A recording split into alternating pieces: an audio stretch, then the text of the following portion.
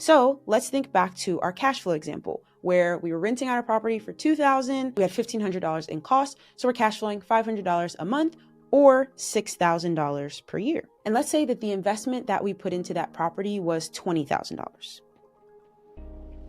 When we take that $6,000 and we divide it by $20,000, that's going to equal 0.3. And then we multiply that by 100, that's going to equal our 30%.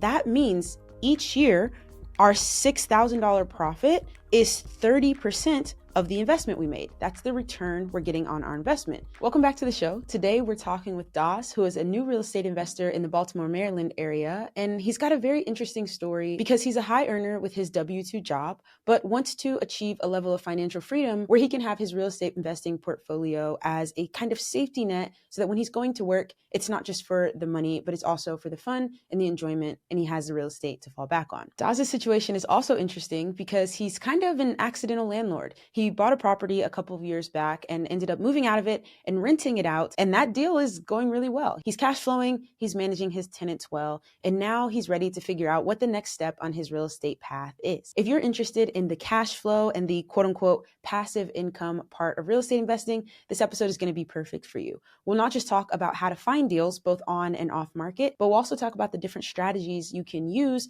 to get a rental property, such as the BRRRR strategy or buying a turnkey rental. And a little later in the episode, Daz and I even take a look at the Baltimore market together, and I show him exactly what I would do to find the neighborhoods where real estate investors are most active. One of my investing rules of thumb is that I'm not trying to be the first. I like to find the areas where other people have had success and then replicate it. That's how I go about finding areas to invest. And so I showed Das and you guys how I would do that in any market. And finally, if you've got a deal that you want to send my way and see me evaluate it, or you even want to be a guest on the show, you can check out a link to my Run the Numbers monthly program in the description below. It comes with a free trial, and that's how you get a chance to be on the show, as well as send me deals each month to evaluate. With that said, please don't forget to change the color of the like button if you're on YouTube, or leave a 5-star review on your favorite podcast app, and let's get into the show. So let's kind of start with, where are you within your real estate journey? Have you done any deals yet? Where you at?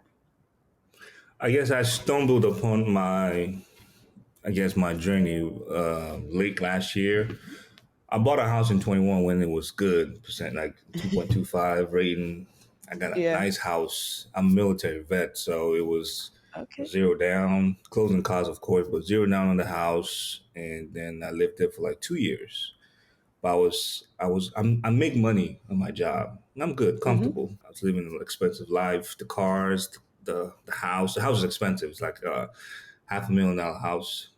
I'm a civil, I'm a government worker, but I worked a lot of overtime, driving an expensive car, motorcycle trips, women. So at some point I turned 30 and I was like, I can't continue like this. Plus my mom, she's getting older, my parents are getting older, and they're trying to venture into businesses. I don't like what they're doing, honestly. And I wanted to show them like it's possible to do something else. I just so happened I met up with somebody who was doing investments. He's actually, a pair of them, they were doing a lot of them across Pennsylvania and the DMV area. And I told them what I was trying to do. They're like, okay, you need to rent a room out, talk to this person, talk to that person. I started looking into that. Then the next day they said, no, how about you rent the whole place? I said, okay, that's a good idea. So is this a house you're living in? Yeah, it's a house I was living in at the time. Okay. And they said, rent the whole place. I said, okay, but where will I live?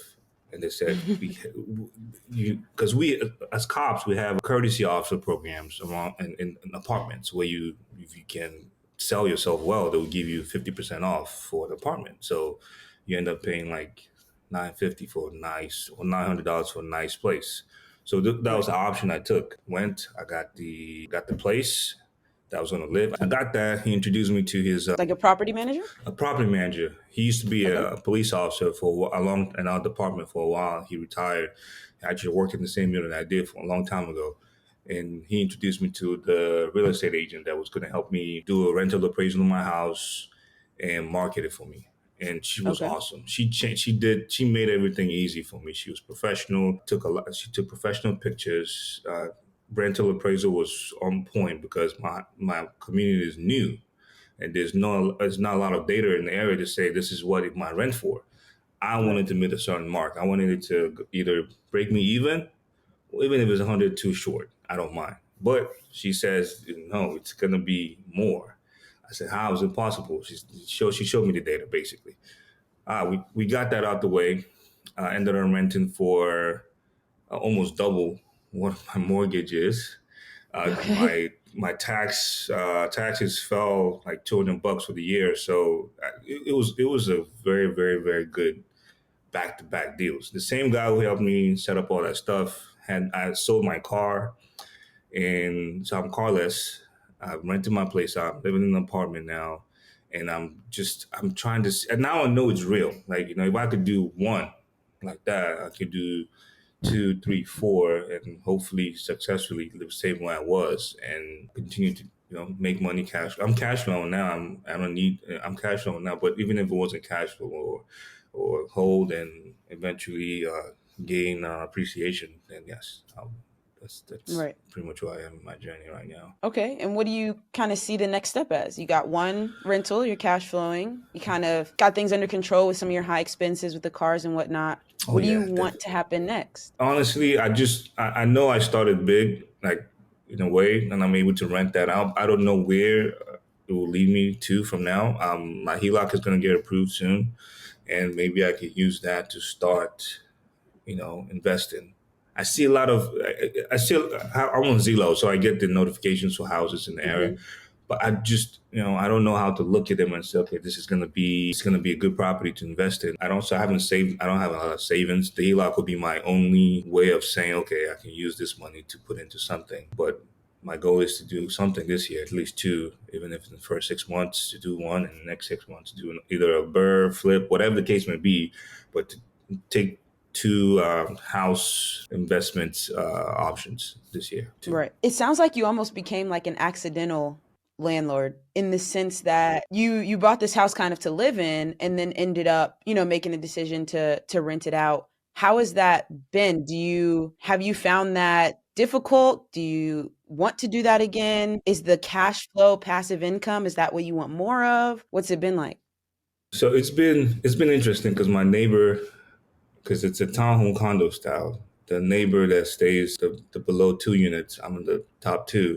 She's been having some issues with my tenants, but this is when my years of being a cop come into. I'm a good mediator. I talk to the neighbor. I blame not blame, but like I blame the tenants. I talk to the tenants. I blame the neighbor, and then in the middle, can everybody just work together so we can be peaceful? That's how Sure. it just ends up being. And I do that. Any situation that comes up, the dog is barking. I'm like, okay, thank you. I'll blame the neighbor and I'll talk to the neighbor like, hey, the tenant is this. Can you just bear with them? They're going to fix it. And everybody just, and that I keep doing that rotating, rotating, Right. rotating. So that's helped. But I would definitely. I know the challenge. I'm an overthinker. So challenges I was thinking I was going to face was like house stuff, like maybe plumbing, electrical work, or just Mhm. tenants calling you to fix something. But my house is new, so I don't have that problem. It's a 2-year-old house, so I live there alone. So it's the main like it should be. I used my kitchen twice, so I was there for 2 years. So plumbing should be good. Electrical works, everything should still be nice. So those are the advantages of the place I have now. But I do look forward to investing into it and cash flowing, like you said. It's key for me. Not at the moment, as far as I needed to make money now. So if I could get a Mhm. place where, and I know rents go up every year, it does. So if I get a place that just like I don't have to cash flow at all. If it breaks me even, I can take care of the bills. I can pay whatever the just removing maintenance costs from it maybe every month. Yeah, if I could do that and not cash flow for a property for a year, too, I don't mind as long as I can see the growth.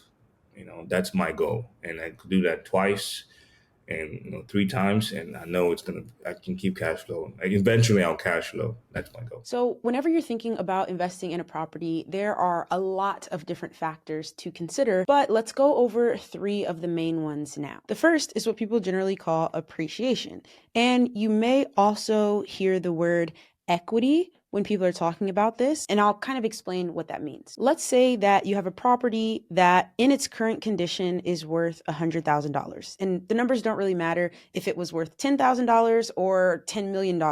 It doesn't matter. The process is what we're looking at. So let's just say that this property is worth $100,000. Well, when it becomes worth more, that would be called appreciation. If it becomes worth less, that would be called depreciation. And generally, over time, the housing market is going to appreciate. Houses in 2024 are worth more than houses were in 1924 because of appreciation as well as inflation. But throughout that time period, there will be years where it's up, there will be years when it's down, but generally there should be an upward trend. So let's just say that 10 years pass and this house is now worth $500,000. Okay, that would be appreciation caused over time. That's one type of appreciation. We'll get to equity in a second. Now, here's the other type of appreciation. Let's say instead of 10 years passing to cause this appreciation, we have forced appreciation, which means there is a full gut renovation. So we took this very distressed house that maybe had a bad roof, bad foundation, mold, fire damage, just imagine as horrible of a property as you can ever imagine, and made it a full gut renovation and brought it up to pristine condition. It would then be worth more, and that's forced appreciation. So we can imagine it went from 100,000 to 500,000. Of course, that's going to depend on how bad it was, how much money you spent, the neighborhood, etc. But just work with me to understand the process of something becoming worth more because of time or because of an improvement that was made to it. So that increase in value is called appreciation. Now this is where equity comes into play, because let's imagine we have that $500,000 property. Well, we have to consider that you purchased the property for $100,000, right? And you also had to actually do the renovation. So let's imagine there was another $200,000 put into the property. And so there's $300,000 spent to make this property worth the $500,000. And so the equity is what's left over when we take what the property's worth as well as what we spent on it. So in this case, there would be about $200,000 worth of equity in that property. And that's why this is an important factor to think about with real estate investing. Because if we had this same property, but instead of being worth $500,000 after the renovation, it was only worth $300,000, well, then it wouldn't be a deal worth doing because we would have to spend $300 just to make it worth $300. We'd have no equity left over after the fact. The second important criteria to think about is cash flow. This one, typically pretty straightforward. If I have a property that I say I'm renting out for $2,000 per month and all of my costs, my mortgage, my insurance, my taxes, any repairs, anything I set aside for future repairs, everything that I have to pay on that property comes out to $1,500 a month, well then I'm cash flowing $500 per month or $6,000 per year.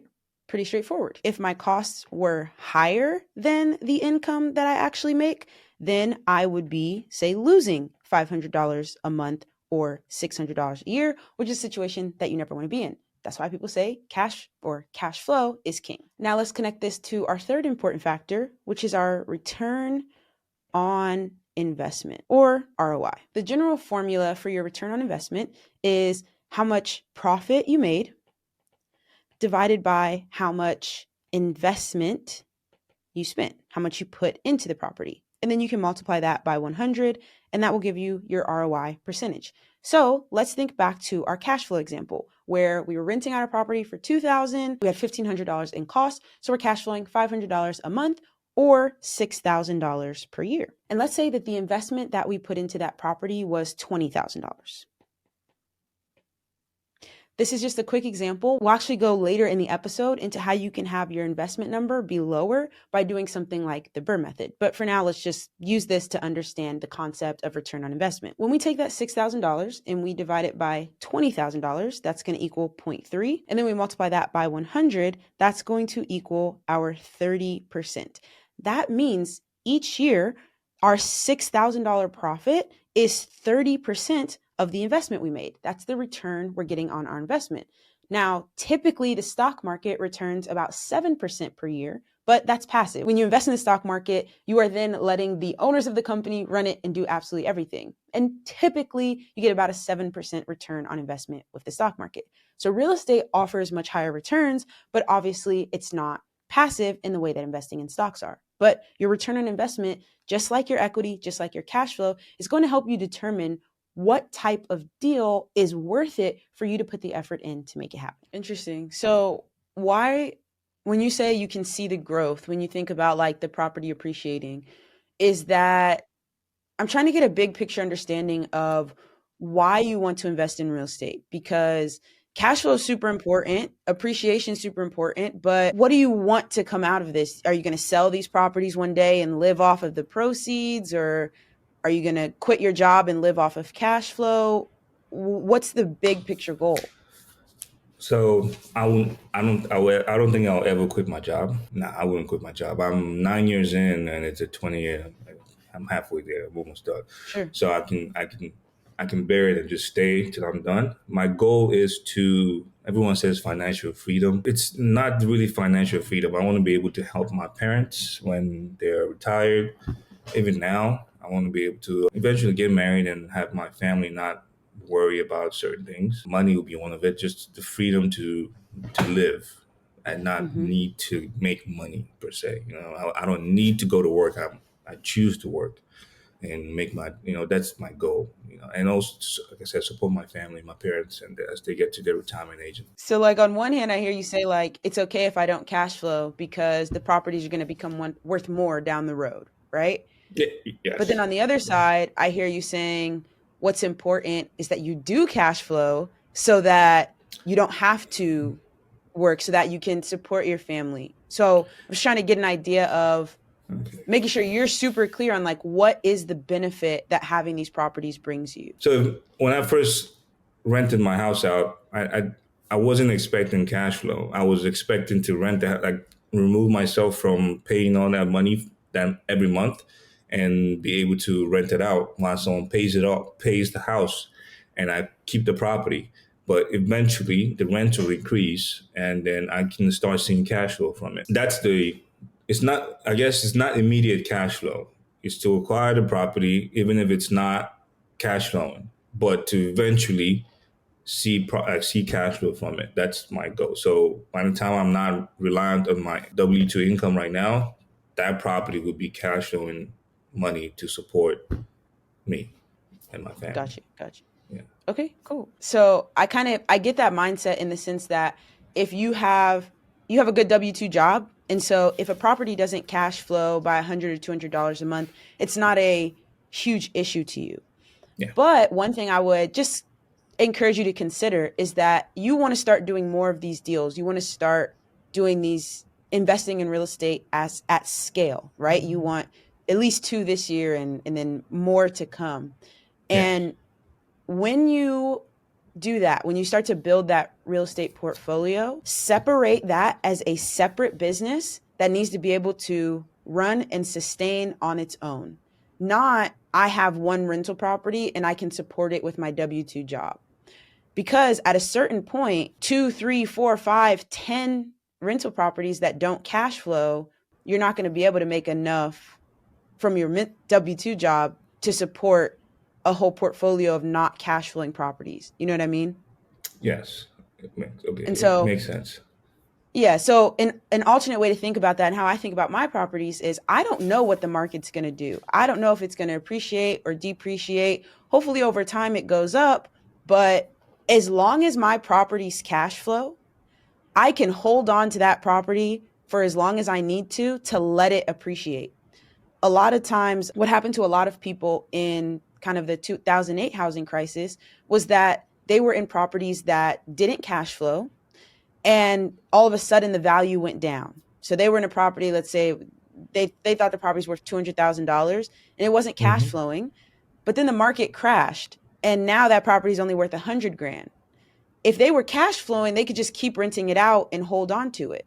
But because they weren't cash flowing and it's now worth far less than than they thought it Yeah. should be worth, that's when people get into trouble. And so I would just encourage you, whenever you're going into a deal, make an offer on that deal in a way that makes sure you can cash flow, because cash flow is your safety net. It's everything in case anything goes wrong, if that property cash flows, you can hold on to it. All right, that makes sense. Very much so. Okay, Yes. cool. Another thing you mentioned was getting a HELOC on your current property. What's your reasoning behind that? So basically, I'm starting over from the beginning again. So there's no house, no savings, no nothing, because I just jumped into this, and I looked into the idea of the HELOC, and I spoke to some lenders, and actually the person who put me on this, he took a HELOC on his property as well, and was able to use it to invest in another property in Pennsylvania. So that's my idea of it. I can use the money from it, and I did the calculation based on what my house is worth now and how much. I talked to a lender. He did some math for me already. He said based on how much it's worth, like he can give me a certain amount of money, and at the maximum interest rates for the year for the money I borrow. If I took everything out, I wouldn't be paying much. Like it would be if you add it on to my current mortgage, it won't be the cash flow will cover the money I took out. So it won't be. Gotcha. Yeah, I won't lose money. I guess I won't lose money, but it makes sense to do. The deal made sense to do. Yeah. Got you. I must say, you worrying me, man. You talking about getting more properties, but you said you don't have savings right now. No. So what happens if something breaks or goes wrong with one of your property or with your property right now? What are you doing with that cash flow? Are you setting some aside for future repairs or anything? Yes. I'm not spending. So the money from the current property, it's not. I'm not spending it. It's going straight to the. It's just staying in the account. I'm not using because it just started in November, December. It's still fresh, so there's not a Right. lot in there. But everything is stayed in there. I'm not using it. It's not a lot. It's barely $5,000 in there. So, but it just Right. started. That's the save. Got you. That's what I have now. Yeah. So yeah, I said earlier that like cash flow is what keeps a property going, but there's actually two things. And I think before you expand your portfolio, make sure like that you got that first property operating how it needs to operate. So cash flow is one thing. That's what allows you to pay your mortgage, pay your bills each month without pulling from your W-2. But then also Mhm. the reserves. And so, like you said, building up that reserve account so that if something goes wrong with the property, you're able to replace it. I know it's a newer house, right? But if something breaks, you're able to fund that and replace it. And that's how the property can operate on its own without you pulling money from your W-2. Me too. When you think about using that HELOC, what type of property are you thinking of getting? Are you looking to get into a renovation? Are you looking to go into another kind of new property and rent it out? You trying to flip a house? What strategy, if we're going to get really focused on one thing that you want to do next, what are you looking at? It would be to get another property and rent it out. I already had talks with the real estate agent. She's looking at some properties where I told her like not as expensive as the one I have now. She showed me a condo that was a 2 bedroom, 2 bath, another Mm-hmm. one. So but relatively low prices, like 120, 130. So okay, fine. That's kind of where the area I'm looking at to rent one and be able to buy one and be able to rent it out. Right. And those are new properties. You wouldn't have to go in and like do a renovation. Not that, so she had. I don't see renovations in. I don't think so because she's a listing agent, so I don't think she's looking for distressed properties right now. Yeah.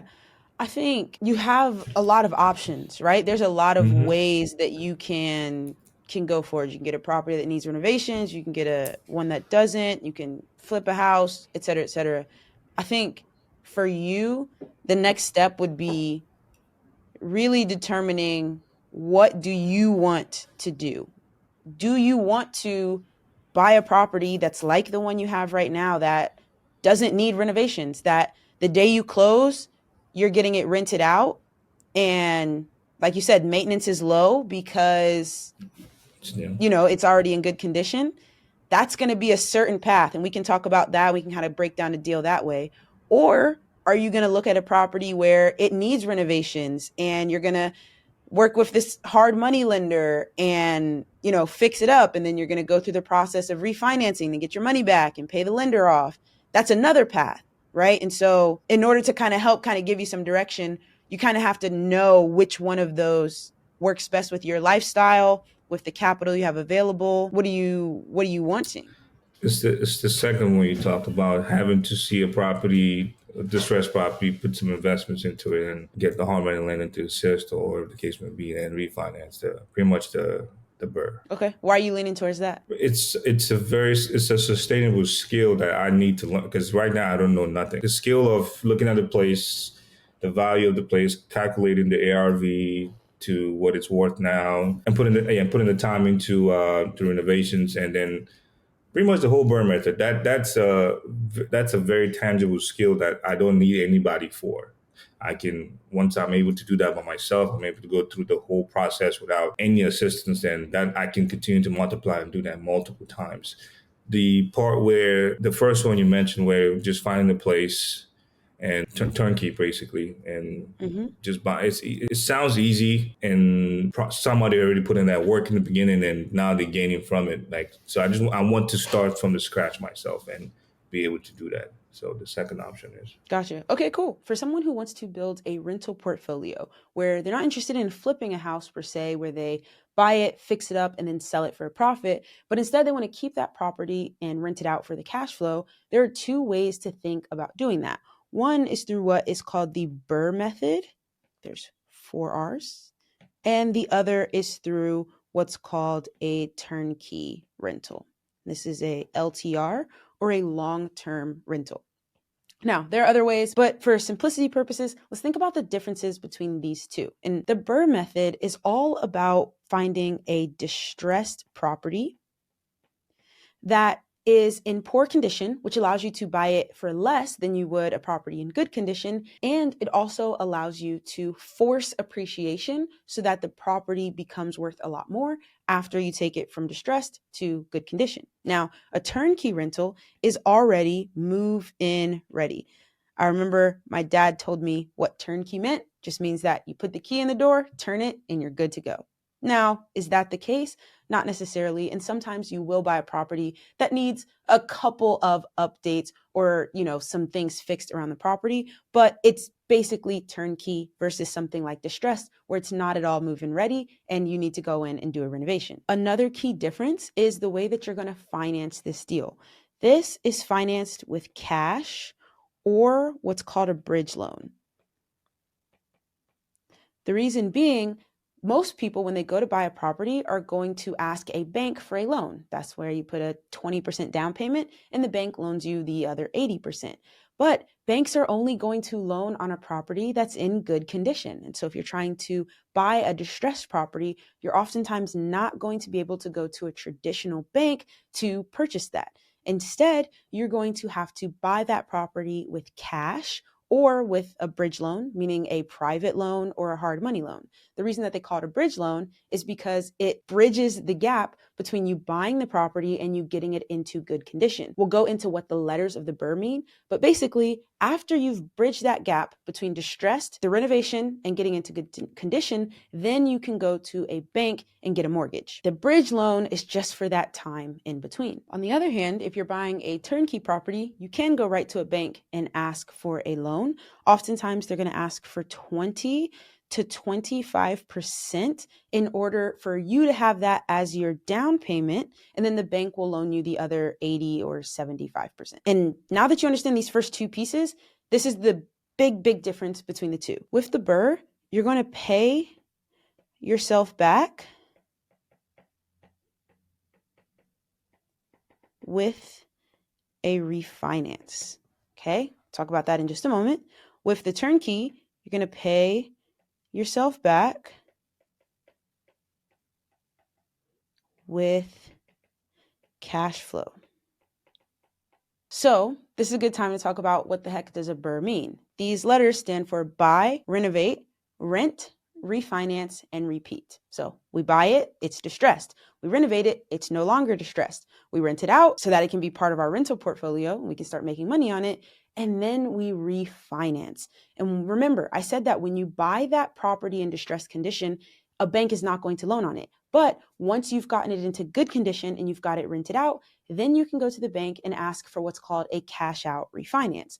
This is where the bank will then say, okay, you've got this property, it's worth $100,000, and they'll typically give you 75 to 80% of that $100,000 as a cash out mortgage. So you get $75,000 in your pocket, and now that $75,000 becomes your mortgage that you pay every month with the rent from your tenants. Okay. So the last R is repeat, because with that money that you got back from the cash out refinance, you can then go buy another property and do this all over again. We think about this differently than the turnkey. When you are putting your 20% down payment on that rental property, you are not then renovating it and forcing some appreciation. You are instead just getting a tenant to move in there and start paying you cash flow. And that's what you'll pay yourself back with. Not with a big check from a cash out refinance, but with a couple $100, ideally each month, from the cash flow that your tenants pay. Now, this is the slower method. So it's going to be lower return, or what we called our ROI earlier. And it's also typically going to be lower risk, because you're not borrowing money in a bridge loan that you have to pay back in 3 to 6 months. And you also don't have to manage a big renovation where a lot of things can go wrong. So lower return, lower risk. Whereas the BRRRR method can be considered a higher return and a higher risk. Why a higher return though? Let's compare the two. Remember our ROI formula from earlier. It's the profit that we make divided by the investment that we have in the deal. Let's imagine that both of these properties make the $6,000 in profit that we talked about earlier. But with the BRRRR, let's imagine that everything that we put into the property to purchase it and to renovate it, our bridge loan or our cash, we were able to get back with our cash out refinance. In this world, we would have $0 investment left in the deal. You can't divide by zero, as I remember from math class. And so you would have an infinite return, meaning that every dollar of profit you make is immediately profit. It doesn't have to go back to paying yourself back, because you already did so with the cash out refinance. On the other hand, let's imagine that with the turnkey, we put down $20,000 in as a down payment on that property. And so we are then left with a return of 30%. This means that we would be making $6,000 a year, which would go into paying us back our down payment or our initial investment of $20,000. And one thing that I like to do is think about, okay, well, how long will it take me to make back my $20,000? And all you have to do is kind of flip this equation right here. So if I'm looking to make back $20,000 and I'm doing it $6,000 per year, that means it's going to take me 3.3 years to make back my initial $20,000. After that, I will then be making the $6,000 of profit per year. Now, remember, it's not about these particular numbers. It's just about how do they work. Are we taking on more risk to do a renovation and then make more of our return back up front? Or are we taking on less risk so that we can, over time, make that money back? This is the main difference between buying a BRRRR deal or buying a turnkey rental. You mentioned then the real estate agent who's sending you deals. Is that the only way that you're kind of looking at potential properties, or are you also looking for deals on your own?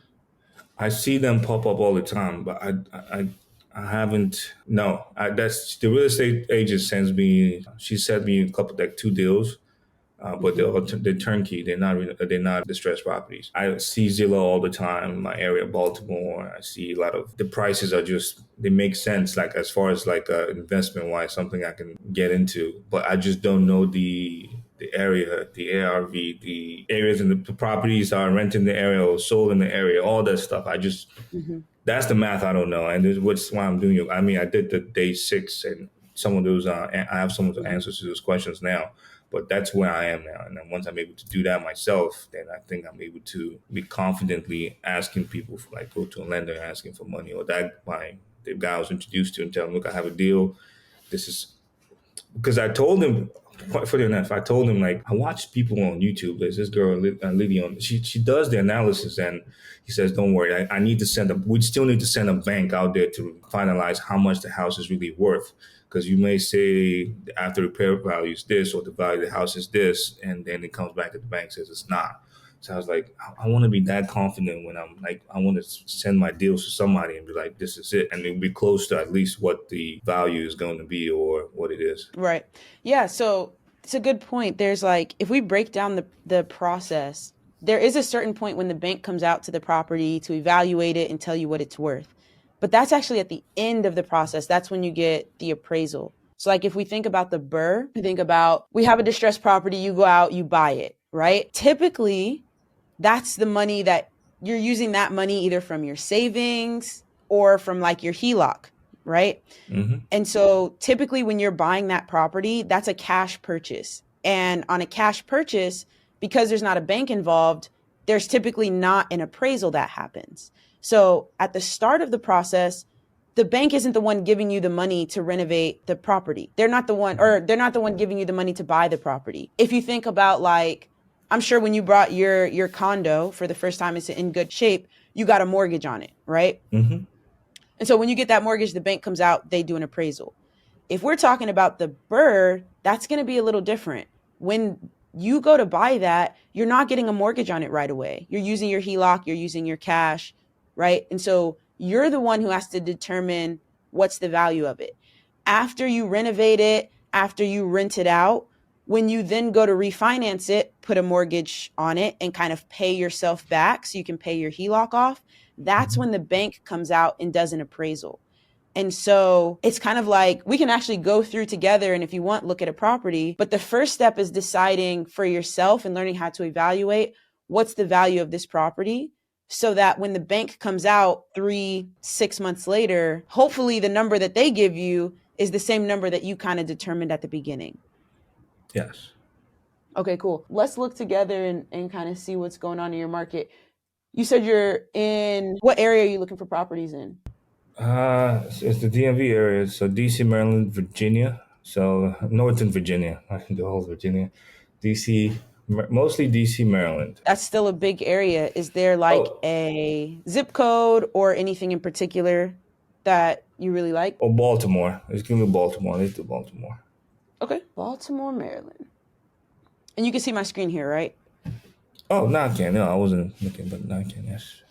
Okay, cool. So one thing that I always do, right, if I'm looking for a BRRRR property, is I want to look and see what are the distressed properties that are for sale. And you can do this on Zillow. I just like doing it on Redfin just because I like the way that it works here. But one way I do that, if we come over to all filters right here, you can scroll down and you can search for different keywords. And oftentimes I like to search for as dash is, because when somebody's selling a distressed home and they don't want to make repairs to it, they're going to say, oh, this property is for sale as is, right? I'm not making any repairs. You take it how you get it. So it looks like there's 174 homes that in the description say as is. From here, this is where the first step now is to go in and say, okay, is this actually a distressed property that I would be interested in buying? And so let's look at this one first. So I just chose a random one here and we can look at the pictures.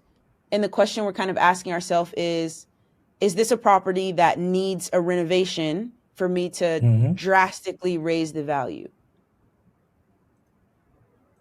So I'll just flip through the pictures. What do you think? No. Well, so far I see new equipment in there. Yeah. Yeah, it's no. Not inside at least. But Yeah, I agree. drastically, no. Drastically, it won't drastically. I don't think so. I agree. And so like this is, even though it says it's for sale as is, like this isn't a property that I would spend any time looking at because it doesn't need an investor to come in and renovate it, right? So I wouldn't look at that one. So I'll go back to our list and let's see.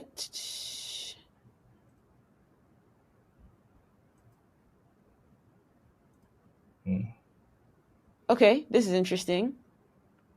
This is another keyword that we could have searched for. It says great investment opportunity, perfect for an investor looking to fix and flip or hold, give some rental comps, says it's sold as is. Also says it needs a full renovation.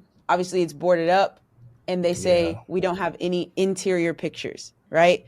So this is a good one in the sense that yes, we know that this property needs a renovation, but we would have to go a step deeper in order to see, is it actually a type of renovation that you could take on? Have you given any thought into like how big of a renovation you're willing to do? This is a full gut. That's a big project for your first one. I don't mind grabbing the bull by the horns and going after it. If I know the process, if I can see the process done, and I could replicate it, and that's my goal. If I can see it done, I can replicate it. Or if I can do a small scale, I could scale it up and do it. I haven't thought about the amount of work that needs to go into a renovation. Yeah, let's think about it. Do you have any experience renovating? Are you intending to Oh do no, any work yourself? Are you intending to hire a contracting crew? What it are would you be thinking? it would be a strictly higher contracting crew. I'm a good supervisor. I can oversee. Got you. Uh, Got you. Okay. I would say like for my first deal, right? I did not take on like a huge renovation like this. I took on something that was a little bit more cosmetic where the bones of the house were good. It needed a new roof, but structurally it was good. And really what I needed to do was come in and freshen up the design, right? So this might be one that's like, you know what? This might be a little bit too big of a project if, you know, it needs so much. so Let's see. like a high renovation, I guess, Yeah, I'm or generally, heavy renovation. that would definitely be a heavy. That would definitely be a heavy. Yeah, Whereas for my first one, I was really looking for something that was more like light or medium. yeah, that sounds Cool. like a medium. Yeah, Tell me what you think about 88. this property. Yeah. Oh, definitely needs. Uh, oh, let's see. Maybe medium renovation needs to be done here. Um, Yeah, it definitely needs work. We don't know exactly yeah. how much, but it definitely needs work. And it's Sheesh. not a simple renovation, but it might be doable. Now that we've kind of said, okay, this is a property that obviously does need work. The next step is to think about, does this area, if this property we're going to buy it down here, if I renovate it, how high up could I take that value in order to make this worth it, right? If they're selling it for 88,000 and we look and we see that fixed up houses in this area are only selling for 90,000, well then that's probably not worth our time, right? But if we Definitely look not. and No. see that fixed up houses are selling for 200, 250,000, okay, well then maybe we've got something to work with. So one of the ways that I like to do that is I click over here on this map. So I click there and then Redfin will show you this down here on the bottom left where it says nearby homes for sale. And when you click that, it will show you the area where your property is in. So you can see our property is right here for sale for 88.5 Hmm. thousand. And if I zoom out a little bit, I'm just going to go ahead and kind of outline this neighborhood, right? So up here around the river, around the highway, around this main street. So I'm looking at the area where that property was in, and I'm looking at what sold in the last 6 months. And what I'm looking for is there evidence that investors are in this area BRRRRing and renovating properties? And if so, how much are those properties worth when they're done?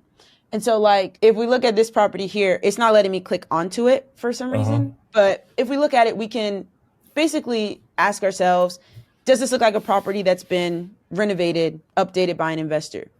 Yes. I agree. And then, so that's like, okay, that's a good sign. I see a property is for sale for 230,000. That's been renovated by an investor. That's a really good sign in this neighborhood. We got another one here for 230,000, which also looks like quite nicely renovated. Um, Again, Hmm. another good sign that in this area there is investor activity. And so I think a good first step for you is to go through this process. Whenever you get an email from Zillow or you have an hour where you're working on your real estate investing, go in, look at that property. Is this a distressed property that I think is at a level at which I'm willing to take on the renovation? If so, then look at the neighborhood. Is this an area where investors are actively investing in renovating properties? If not, then it's probably not the area that you want to be in, right? You don't want to be the first investor to ever try renovating a property in that neighborhood.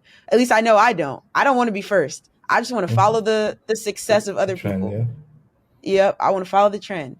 So if there's a trend in that area, then like we've worked on in the boot camp and you're kind of getting to that level is then you can go deeper and analyze that specific property, right?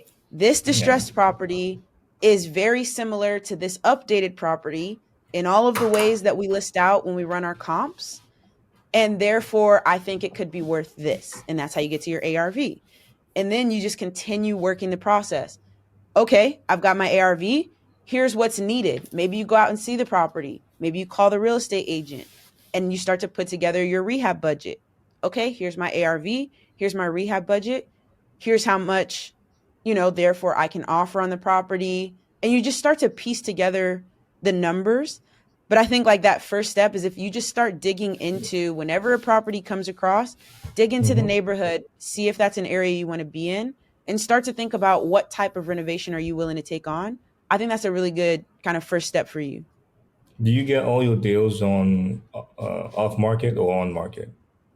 So both. So I Okay. buy on market, but I also send out direct mail and buy off market as well. But my first 4 deals were probably all on market. Oh wow. Okay. Yep. Yeah. What are All your right. what are your thoughts about that? Why do you ask? You've thought about going off market? No. So the guy I spoke to, he looked at me. He said, "I get my best deals off market. Like everyone says whatever they say, but I get my best deals off market." Yeah, I Um, would agree. My best deals have also come from off market. Those weren't my first deals. They were my best deals though. okay. Yeah, I just asked. So after you do all this, if the math makes sense, so you're in your room, Mhm. you do all the ARV make everything makes sense. So what do you is that all? Do you go? You say you go see the property, right? Or what if Mhm. you go see the property and then that's it? You ready to move on it?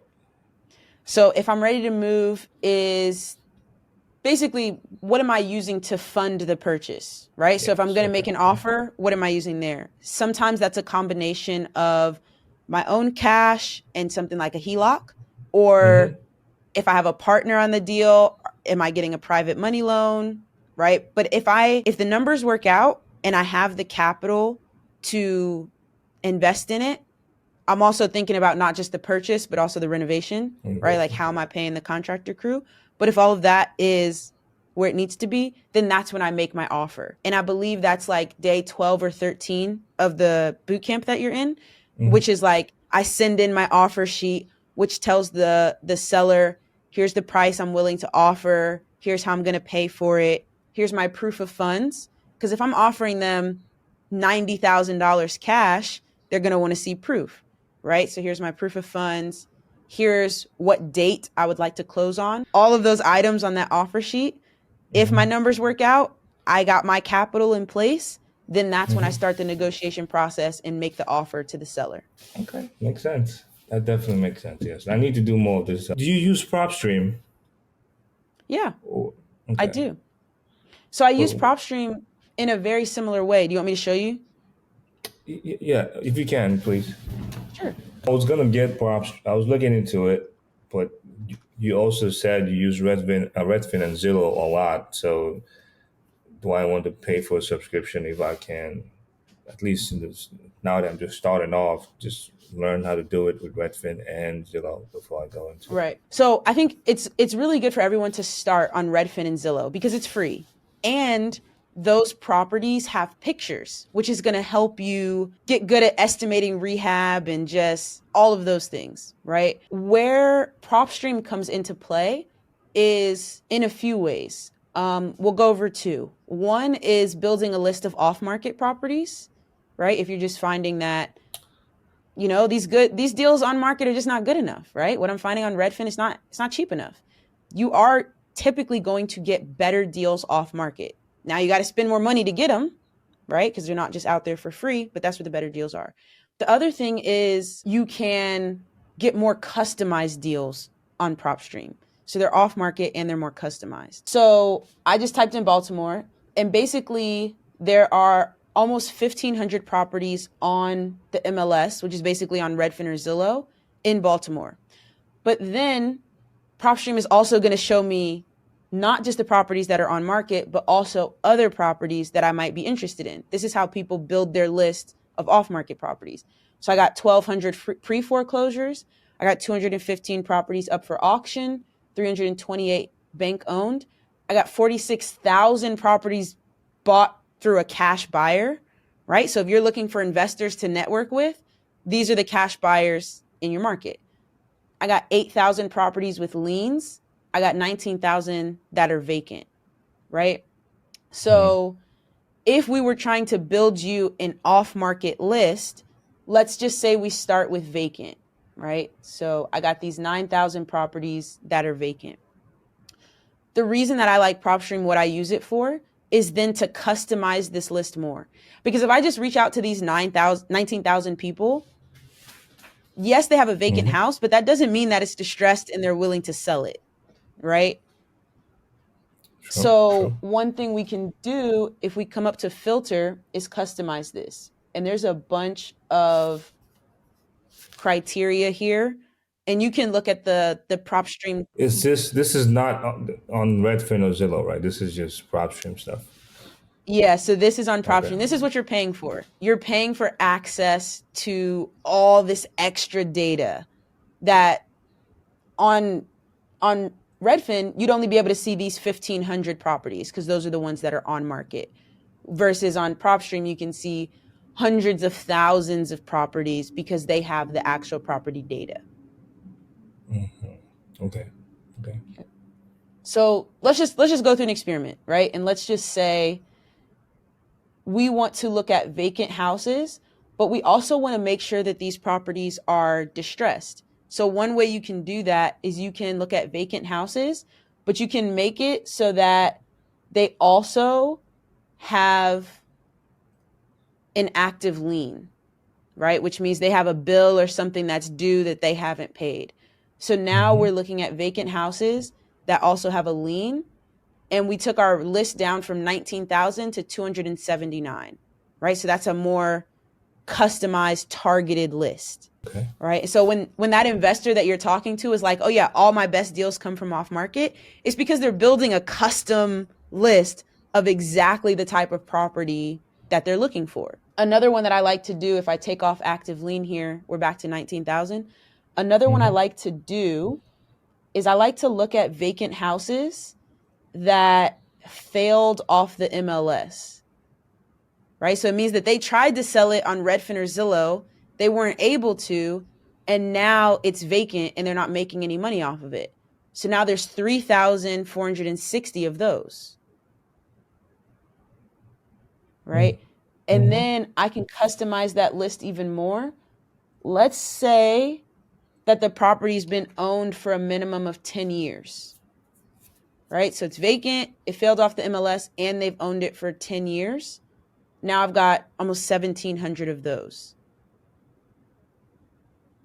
And so that's how investors are building their off-market lists. And then they go and they cold call those lists, or they send them direct mail or something like that to contact the person. But that's how you would build an off-market list using PropStream versus what we were showing earlier, which would be looking on Redfin for what's already for sale. On market, yeah. Yep. Okay. That makes so much sense, yes. Okay, cool. Any thoughts or other questions on that? No, I just got to run through those numbers a lot and play with the numbers and see how they fall in. And that's pretty much it. Do it on paper before I do it in person, I guess. Do it on paper. Yeah, 100%. 100%. And really what I would recommend is like 10 to 15 properties per week is like what you should be practicing on, right? That's not like, I'm not saying go out and actually make offers. I'm just saying look on Redfin, analyze 10 properties for free each week until you're like, oh yeah, I got this. I feel super confident. That's the ARV. That's the rehab budget. That's what I should offer. And then, you get out there and you start, when you're ready, then you can do that on a real property and start making real offers. Makes sense. Was this helpful? Oh, it was very. I mean, it's encouraging to still because I learned. That's the class I just the class I just finished yesterday. So it's very helpful to like encouraging to see you saying the same thing, to do it over and at least talking to you live in person, saying that's how you do it. Sure. There's no secrets behind it. That's how you do Yeah. it every time. So it's very encouraging. If this episode has got your gears turning about how you're going to take the next steps in your journey, I'm glad. I'm actually going to use this deal that Daz and I looked at. It's 6571 St. Helena Avenue in Baltimore, and I'm going to evaluate it to determine what the ARV is. You can check out that recording by using a free trial to join my Run the Numbers monthly program in the description below. Thank you to Das for joining us this week. And for those of you looking for another episode to watch, check out this one with Saul, where we break down a deal that he had 15 days to find a buyer for. Thanks for watching.